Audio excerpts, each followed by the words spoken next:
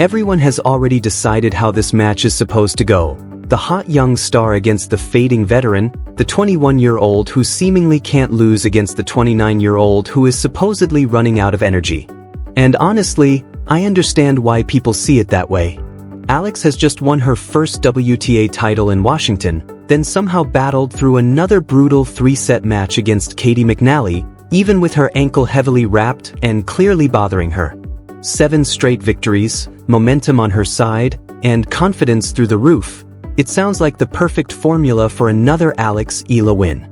But there is one problem with that storyline. We've seen this exact situation before, and the ending was completely different from what everyone expected. Go back to 2009. Kim Clijsters had been away from Grand Slam tennis for more than 2 years.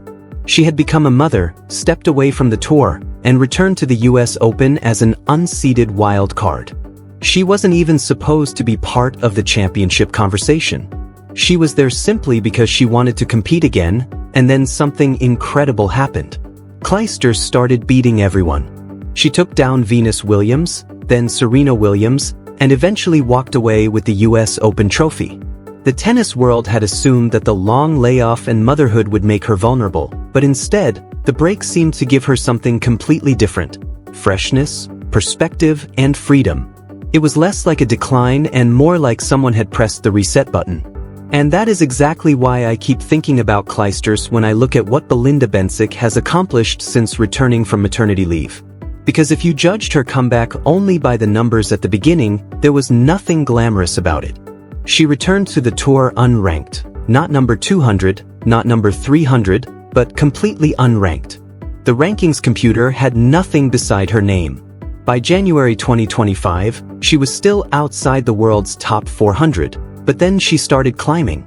Month after month and tournament after tournament, Bencic kept putting the pieces of her old game back together while building something new at the same time. Just 12 months later, she had risen all the way to world number 11, won titles in Abu Dhabi and Tokyo, and reached her first Wimbledon semifinal since 2019. That isn't a nostalgia tour. This is a serious, disciplined comeback, and it deserves far more respect than simply calling Bencic a fading veteran. So when people look at this matchup and automatically give Alex the advantage because of age, momentum, or the physical toll of her previous round, I think they're missing something important.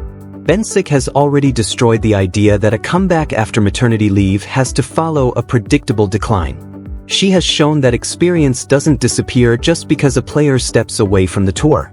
And now, she gets the chance to put all of that experience to the test against one of the most dangerous young players in the world on the Toronto hard court. But before we decide who truly has the advantage, we need to look at how both women actually arrived at this moment, because the surface-level statistics don't tell the full story. Bencic's previous match was an absolute war. She needed 3 hours and 24 minutes to get past Taylor Townsend, winning 6-7, 7-6, 6-4. It featured 2 intense tiebreaks. She lost the first set tiebreak, then had to win another one just to stay alive in the match. That kind of battle doesn't just test a player's tennis. It tests their endurance, composure, and ability to keep fighting when everything is on the line. That kind of tennis drains you in a completely different way. Townsend is not an opponent who lets you settle into a comfortable rhythm.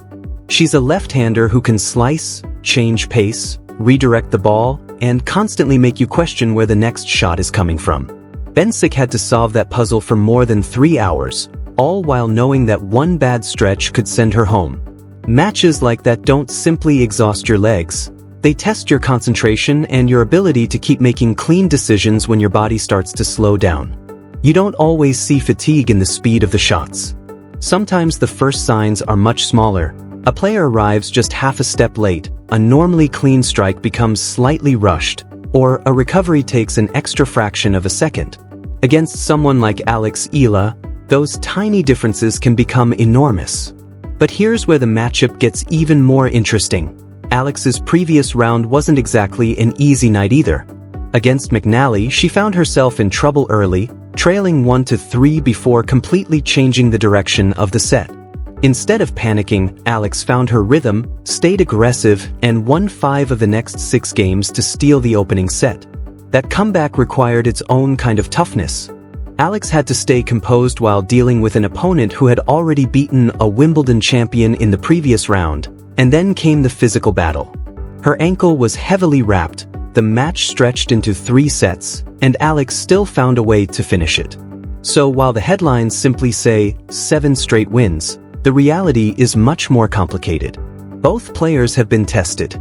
Both have had to survive uncomfortable moments, and both have already shown that they can find a way to win when a match isn't going according to plan. That is exactly why this matchup could be much closer than the age difference suggests. Alex has the momentum, the confidence, and the belief that comes from winning her first WTA title. But Bencic has something equally valuable: experience. She has been through these moments before. She knows what it feels like to go deep into major tournaments, how to construct points under pressure, and how to make an opponent uncomfortable without simply trying to overpower them. Perhaps most importantly, she knows what it takes to rebuild a career from almost nothing. But there's another layer to this match too. Alex is coming in with expectations now, and that's very different from Washington. Back then, she was chasing the breakthrough. Now, people expect her to keep winning. Before that title run, Alex could surprise people. She could play freely because nobody expected her to win the whole thing. But now, everyone knows exactly what she's capable of.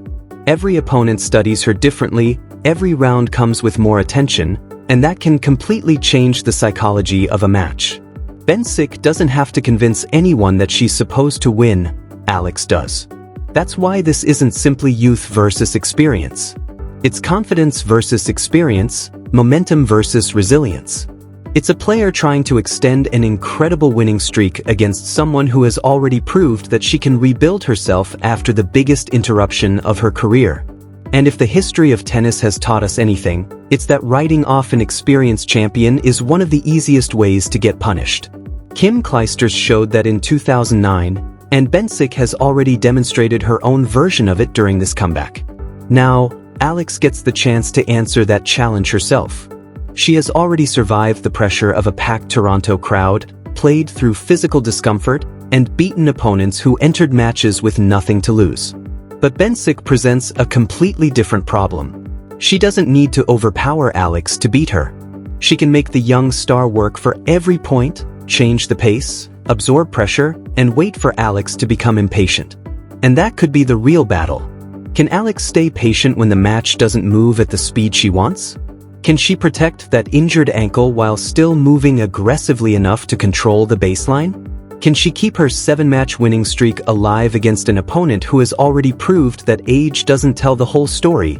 That's what makes this match so fascinating. Everyone wants to call it the next chapter of Alex's dream run, and maybe it will be, but Bencic isn't interested in playing the role of the veteran simply waiting to be defeated. She has spent the last year rebuilding her career one victory at a time. She knows what it feels like to be counted out. She knows what it feels like when people assume the best part of your career is already behind you. And now she has a chance to remind everyone why she was once considered one of the most dangerous players in the world. Alex may be the hotter player. She may have the bigger momentum. She may have 7 straight victories behind her. But if there's one thing Bencic's comeback has taught us, it's that experience can become extremely dangerous when a player has nothing left to prove. That's why I wouldn't be so quick to call this match before it starts. Because maybe the real question isn't whether Alex can continue her winning streak. Maybe it's whether she can stop Belinda Bencic from turning this into another comeback story nobody saw coming. And then, just when Alex looked like she had the match under control, everything changed. At 3-2 in the second set, she rolled her ankle and immediately needed a medical timeout.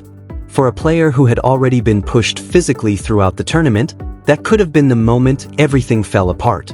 But McNally saw the opening and did exactly what an experienced competitor is supposed to do. She attacked. She pushed Alex into a deciding set, and suddenly, the match became about much more than tennis. Alex had to deal with pain while simultaneously figuring out how to solve a completely different tactical problem, and somehow, she managed to do both. She eventually closed out the match 6-3, 5-7, 6-4. That matters because the physical test Alex faced wasn't the same one Bencic had just survived. Belinda endured a marathon, while Alex had to compartmentalize a sudden injury in the middle of a match and keep competing as if nothing had happened. Those are two very different forms of pressure, and that's why I think the entire fatigue conversation needs to be turned upside down. Everyone is looking at Bencic's 3-hour and 24-minute battle against Townsend and assuming the obvious question is whether her legs will have enough left. But maybe that's the wrong question, because that match wasn't simply long, it was brutally close. There were 2 tiebreaks, constant pressure, long exchanges, and Bencic still found a way to win the biggest points when her body had every reason to start giving in. A player who is truly running out of gas doesn't usually find another gear deep into a second tiebreak, but Bencic did. She didn't simply survive Townsend, she managed to outplay her when the pressure was at its highest. That isn't necessarily a warning sign. It could actually be evidence of something much more dangerous: composure.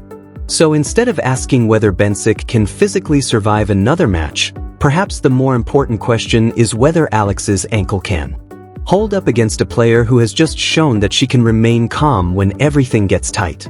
And that brings us to the part of this matchup that makes it genuinely fascinating. These two don't simply bring different resumes into the match, they bring completely different styles. Bencic likes to take the ball early, really early. She steps inside the court, meets the ball on the rise, and uses compact swings to redirect pace before her opponent has time to recover. Her backhand can flatten out and go straight down the line, turning defense into offense almost instantly. She isn't trying to generate endless spin and wait for an opening. Her entire philosophy is about taking time away, and that can be incredibly uncomfortable for someone who prefers to build points from the baseline. Alex, meanwhile, brings a completely different kind of pressure. Her forehand carries heavy topspin and jumps off the court, forcing opponents to deal with a ball that keeps rising after the bounce. That spin gives her control, creates space, and allows her to dictate the shape of the rally. Against players who prefer a conventional baseline exchange, it can be extremely effective because Alex can push them backward and then reset the point on her own terms. But Bencic isn't necessarily going to let her establish that rhythm. She's looking to step forward and strike before Alex's heavy topspin has time to push her out of position. Think of it almost like two completely different boxing styles. One fighter wants to create distance, establish a rhythm, and set up the big shot, while the other wants to get inside that rhythm and counter before the punch has fully developed.